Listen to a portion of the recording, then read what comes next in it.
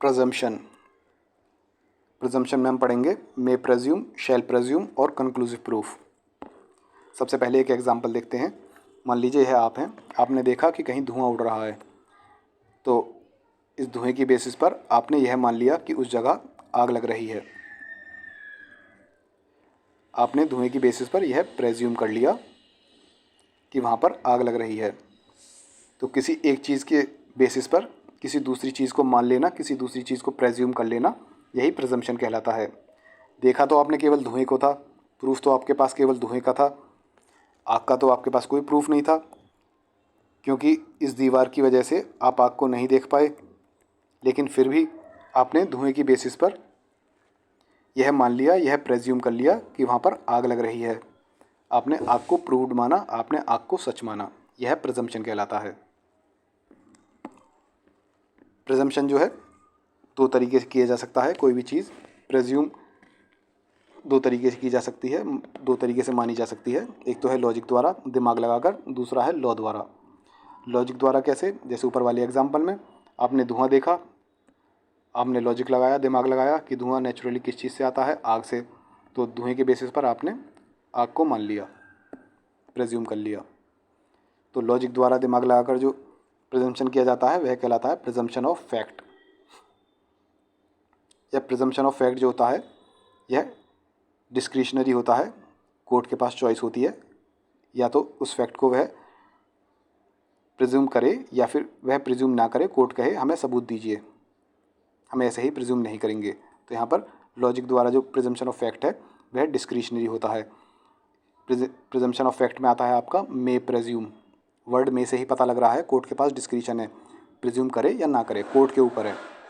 यदि court presume कर भी लेती है तो यहाँ पर ऑप्शन होता है रिबट करने का उस प्रिजम्पशन के खिलाफ कि आपने गलत माना है, गलत प्रिज्यूम करा है, ये रहा सबूत, यह बात झूठ है। तो आप रिबट कर सकते हैं, रिबट करने का ऑप्शन होता है। दूसरा होता है आपका प्रिजम्पशन बाय लॉ, मतलब कि लॉ द्वारा प्रिज्यूम करने के लिए कहा गया है। यदि लॉ में लिखा है ए के होने पर बी को प्रिज्यूम किया जाएगा, यह लॉ में लिखा है, तो आपको यह प्रिजम्पशन करना ही होगा। यह मैंडेटरी है, यहाँ पर चॉइस नहीं है कि आप प्रूफ मांगे, कोर्ट प्रूफ मांगे, कोर्ट के पास चॉइस नहीं है। यहाँ पर मैंडेटरी है कि कोर्ट को बी को प्रिज्यूम करना ही होगा। प्रिजम्पशन लॉ के द्वारा जो होता है वह कहलाता है प्रिजम्पशन ऑफ लॉ। यह दो प्रकार के होते हैं, एक होता है शैल प्रिज्यूम, दूसरा होता है कंक्लूसिव प्रूफ।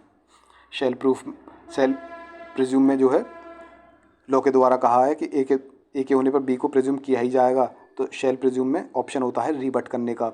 आप इस प्रिजम्पशन के खिलाफ सबूत दे सकते हैं कि कोर्ट ने गलत प्रिज्यूम किया है, गलत माना है, ये रहे इस चीज़ के खिलाफ सबूत। लेकिन कंक्लूसिव प्रूफ में आप रिबट नहीं कर सकते। यदि कोर्ट ने कहा है ए जो है बी का कंक्लूसिव प्रूफ है, ए के होने पर बी को माना ही जाएगा, तो आप बी के खिलाफ कोई सबूत नहीं दे सकते, बी फाइनल है, बी को रिबट नहीं किया जा सकता, इसके खिलाफ कोई एविडेंस नहीं दिया जा सकता। आई होप आपके समझ में आ गया होगा।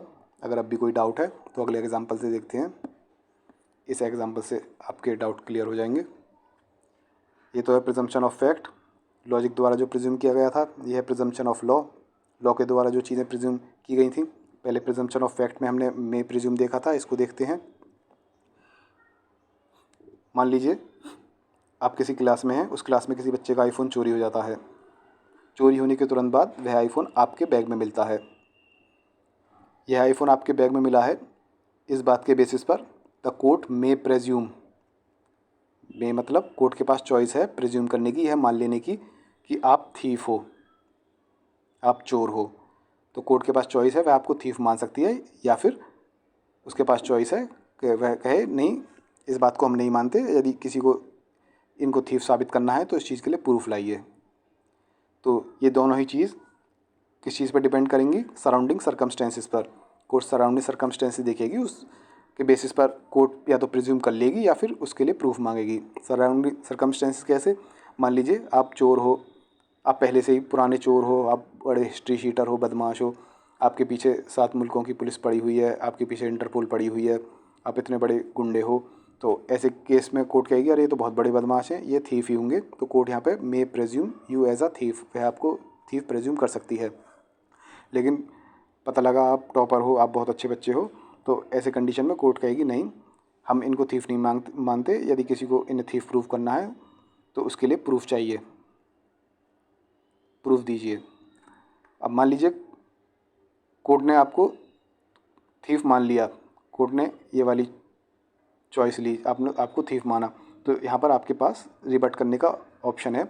आप जो है सबूत पेश कर सकते हैं कि मैं चोर नहीं हूँ, देखो पेटीएम देखो मेरा, मैंने इस फ़ोन के लिए पेमेंट की है पेटीएम से, ये रे इतनी बड़ी पेमेंट कर दी मैंने। तो यहाँ पर आपके पास ऑप्शन होता है कि आप उस चीज़ को रिबट कर सकें, उस प्रिजम्पशन के ख़िलाफ़ सबूत दे सकें कि कोर्ट ने गलत प्रिज्यूम किया है, गलत माना है।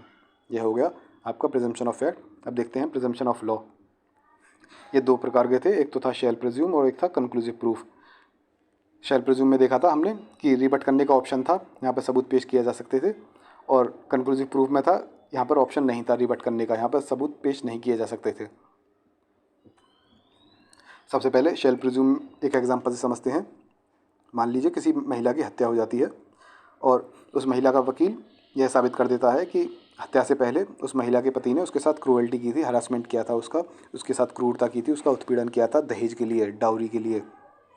तो इस बात के बेसिस पर कोर्ट शैल प्रेज्यूम, कोर्ट को प्रेज्यूम करना ही होगा, कोर्ट को मानना ही होगा कानून के अनुसार, बाय लॉ, कि उस व्यक्ति ने, उस महिला के हस्बैंड ने ही उस महिला की डाउरी डेथ की है। यहाँ पर शैल प्रेज्यूम है, यहाँ पर मैंडेटरी है, कोर्ट के द्वारा मानना होगा कोर्ट को कि उस व्यक्ति ने ही डाउरी डेथ की है। यहाँ पर कोर्ट के पास ऑप्शन नहीं है कि वह उस चीज़ के लिए प्रूफ माने इस व्यक्ति को हत्यारा मानने के लिए प्रूफ मांगे। यहाँ पर शैल लिखा है तो इसका मतलब मैंडेटरी है कि इसको ही हत्यारा माना जाएगा।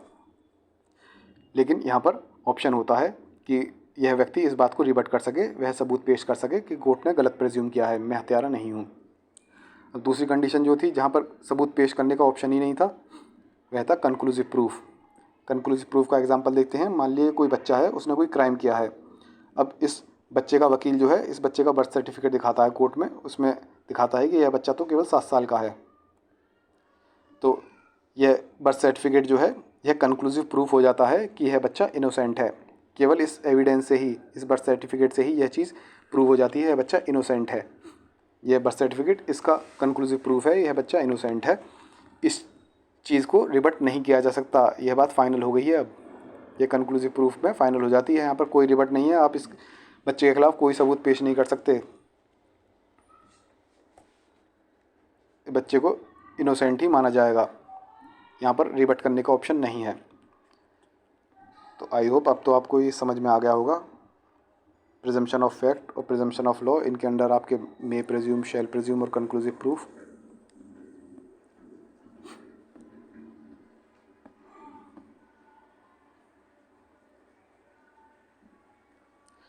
ये ऊपर जो है कंक्लूसिव प्रूफ में कानून में ही लिखा होता है कि यदि बच्चा 7 साल तक का है तो ये अपने आप में कंक्लूसिव प्रूफ माना जाता है कि वह बच्चा इनोसेंट है। ये बाय लॉ है, यहाँ पर लॉ द्वारा प्रिज्यूम किया गया है। अब थ्योरी देख लेते हैं। नॉट डिफाइंड इन द अधिनियम, प्रिजम्पशन की डेफिनेशन जो है वह भारतीय साक्ष्य अधिनियम में दी नहीं गई है। इसका जनरल मीनिंग, कॉमन मीनिंग जो होता है वह होता है on proof of one fact court presume the existence of other fact, no need of evidence to prove it. Common meaning जो है प्रिजम्पशन का यही है, यदि एक फैक्ट प्रूव्ड है, आपने कहीं धुआं देखा है, धुआं प्रूव्ड है, तो इससे आप दूसरे फैक्ट की एग्जिस्टेंस को प्रेज्यूम कर सकते हैं। आप आग के एग्जिस्टेंस को प्रेज्यूम कर सकते हैं, मान सकते हैं। आग के लिए आपको सबूत देने की कोई ज़रूरत नहीं है। In general, to prove a fact, you have to give evidence, but presumption is an exception to the general rule. In presumption, there are certain facts for whom there is no need to give evidence to prove them. They are presumed as proved by logic or by law. Generally क्या होता है, यदि आपको कोई fact prove करना है तो उसके लिए आपको एविडेंस देना होगा, सबूत देना होगा। लेकिन प्रिजम्पशन जो है इस जनरल रूल का एक्सेप्शन है। प्रिजम्पशन में कुछ सर्टेन फैक्ट्स होते हैं जिनको प्रूव करने के लिए कोई एविडेंस देने की ज़रूरत नहीं होती, वह अपने आप में प्रूव प्रेज्यूम किए जाते हैं, मान लिए जाते हैं बाय लॉजिक और बाय लॉ। हमने देखा था, दिमाग लगा के आप बाय लॉजिक प्रेज्यूम कर सकते हैं, और कुछ चीज़ें लॉ में ही लिखी हैं कि आपको प्रेज्यूम करनी है, ए के होने पर बी प्रेज्यूम किया जाएगा, ये लॉ में लिखा है, तो ये आपको मैंडेटरी प्रेज्यूम करनी होंगी। बाय लॉजिक कहलाता है आपका प्रिजम्पशन ऑफ फैक्ट, जिसमें आता था आपका मे प्रेज्यूम, और बाय लॉ जो था यह कहलाता है आपका प्रिजम्पशन ऑफ लॉ, जिसमें आता था आपका शैल प्रेज्यूम और कंक्लूसिव प्रूफ। तो काइंड्स ऑफ प्रिजम्पशन, प्रिजम्पशन कितने प्रकार के हुए, प्रिजम्पशन ऑफ फैक्ट और presumption of law. Presumption of fact में आपका मे प्रिज्यूम आ गया, प्रिजम्पशन ऑफ फैक्ट में प्रिजम्पशन ऑफ लॉ में आपका आ गया शैल प्रिज्यूम, जो कि रिबटेबल होता है, इसके खिलाफ सबूत दिए जा सकते थे। और कंक्लूसिव प्रूफ, जो इररेबटेबल होता है, इररेफ्यूटेबल होता है, जिसके खिलाफ सबूत नहीं दिए जा सकते थे। यहाँ पर ये इररेफ्यूटेबल जो है, ये हमने बड़ा बड़ा मोटा मोटा येलो कलर में इसलिए हाईलाइट किया है क्योंकि कभी कभी एग्जाम में डायरेक्ट ये पूछ लिया जाता है, व्हाट इज़ इररेफ्यूटेबल प्रिजम्पशन। तो इररेफ्यूटेबल प्रिजम्पशन जो है, ये आपका कंक्लूसिव प्रूफ ही होता है। तो इसमें आपको जो कंक्लूसिव प्रूफ के बारे में जो कंटेंट है वही लिखना है। इनकी डेफिनेशन देख लेते हैं। मे प्रेज्यूम की डेफिनेशन आपको भारतीय साक्ष्य अधिनियम के सेक्शन 2(1)H में दी गई है। इसमें कहा गया है, where the act declares that the court may presume a fact, the court may either presume that fact unless and until it is disproved or it may call for the proof of it.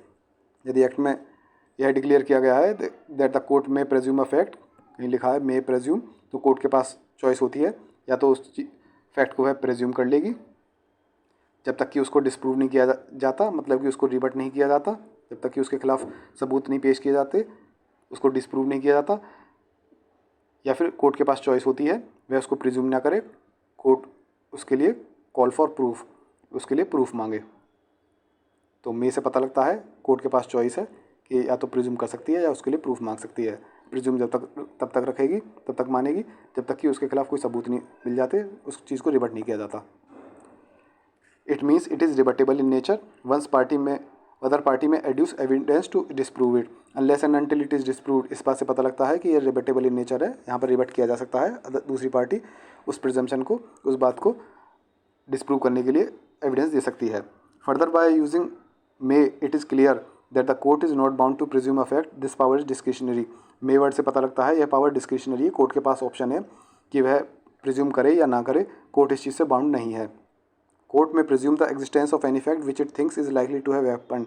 Court किसी भी fact के existence को presume कर सकती है जिसकी उसको होने की संभावना लगे। केस लॉ लिखना हो तो इसमें आप लिख सकते हैं Ronny versus state of Maharashtra. इसमें कोर्ट ने कहा था, if soon after the offence of robbery property robbed is recovered from the possession of the accused it be presumed that he has been involved in the offence. यदि robbery होती है, कोई चोरी होती है और चोरी के तुरंत बाद किसी व्यक्ति के पास कब्जे से चोरी किया हुआ सामान बरामद होता है, तो कोर्ट प्रेज्यूम कर सकती है कि वह व्यक्ति चोरी में शामिल था। शैल प्रेज्यूम देखा था हमने, यह रिबटेबल होता है, इसमें एविडेंस दे सकते थे उसके खिलाफ। यह भारतीय साक्ष्य अधिनियम के सेक्शन 2(1)L में इसकी डेफिनेशन दी है। इसमें कहा है, where the act declares that the court shall presume a fact, the court shall presume that fact unless and until it is disproved. यहाँ पे कहा है, यदि कहीं लिख रहा है द कोर्ट शैल प्रेज्यूम, तो यहाँ पर कोर्ट के पास ऑप्शन नहीं है, चॉइस नहीं है, यहाँ पर कोर्ट को प्रेज्यूम करना ही होगा। यहाँ पर ऐसा नहीं है कि प्रूफ के लिए मांग सकती है, यहाँ पर कोर्ट को प्रेज्यूम करना ही होगा उस फैक्ट को, जब तक कि उसको डिस्प्रूव ना किया जाए, उसके खिलाफ कोई रिबटल ना किया जाए, उसको रिबट नहीं किया जाए, उसके खिलाफ कोई एविडेंस ना दिया जाए।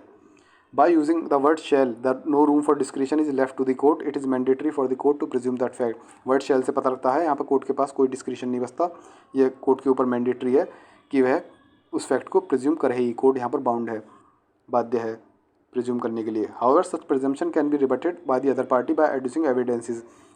लेकिन यहाँ पर दूसरी पार्टी के पास ऑप्शन होता है कि वह उस प्रिजम्पशन को रिबट कर सके, उसके खिलाफ सबूत दे सके, उसको डिस्प्रूव कर सके एविडेंस देकर। Unless and until it is disproved, इसका मतलब यही होता है कि यहाँ पर रिबट किया जा सकता है। एग्जाम्पल के तौर पे हमने देखा, where the question is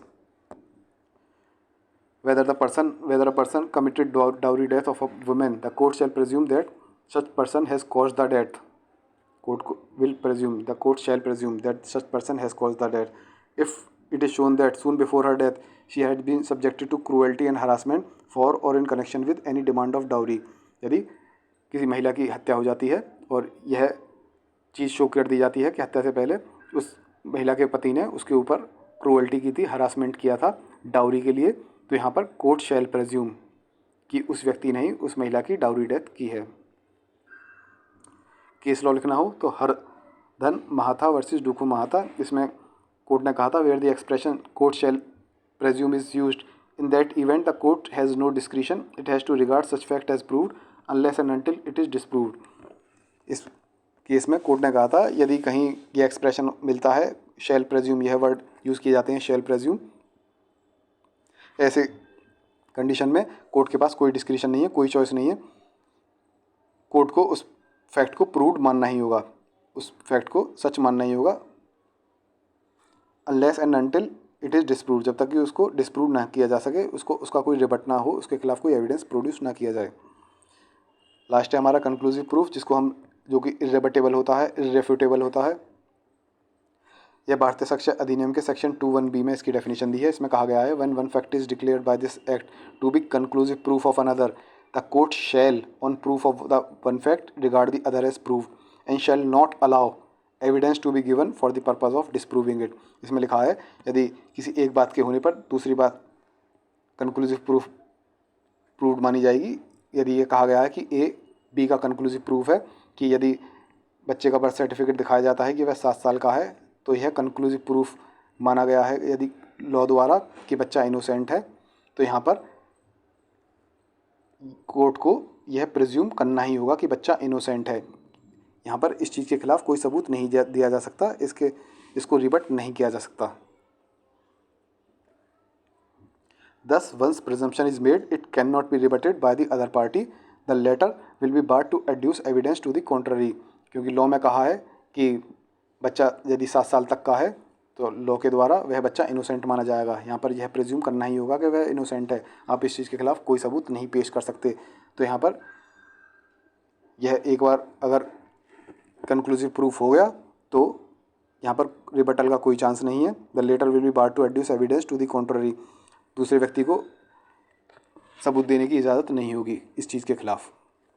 case law में लिखना हो तो आपको क्वीन वर्सेस लुथिनी अग्रादिनी, इसमें कोर्ट ने कहा था, mere evidence of age would be conclusive proof of the innocence of the child.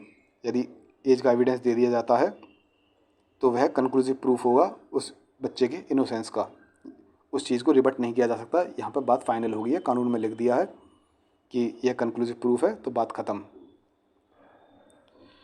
यह हो गया आपका मे प्रेज्यूम, शैल प्रेज्यूम, कंक्लूसिव प्रूफ। जल्दी रिवीजन के लिए, क्विक रिवीजन के लिए आप नोट्स PDF जो है वह वेबसाइट www.desillb.com से ले सकते हैं।